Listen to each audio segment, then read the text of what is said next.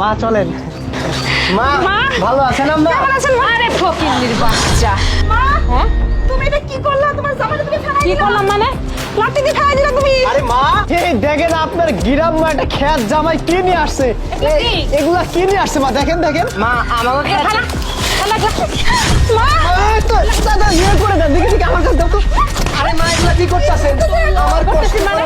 আমার ক্ষেতের সবজি মা এগুলা। এগুলা নিয়ে আসছিস তোরা? মা তুমি কেন আমার এই জামাই কি নিয়ে আসছে জানিস? বড় বড় ইলিশ মাছ নিয়ে আসছে, বড় বড় ইলিশ মাছ নিয়ে আসছে, গরু মাংস নিয়ে আসছে, আর তোরা খেতের এগুলা নিয়ে আসছিস? হ্যাঁ এই ফকিন্নি কোথাকার, তোরা কি বুঝিস না এই সমাজে কি কি নিয়ে আসতে হয়? আর শ্বশুর বাড়ি আসলে এই এই সব জিনিস নিয়ে আসে। আরে আমার মতো আসবি 5 কেজি 10 কেজি আপেল মালটা আমারে জিগা 20 কেজির ওজনের রুই মাছ নিয়ে আসছি। ইভেন কি আমাকে 1 লাখ টাকা দিছে, 1 লাখ টাকা দিছে আমার এই জামাই আমাকে দুলা ভালো ভাই, মন্দ খাওয়ার জন্য কেনার আপনি জন্য। বড় বড় চাকরি করেন, আমি কি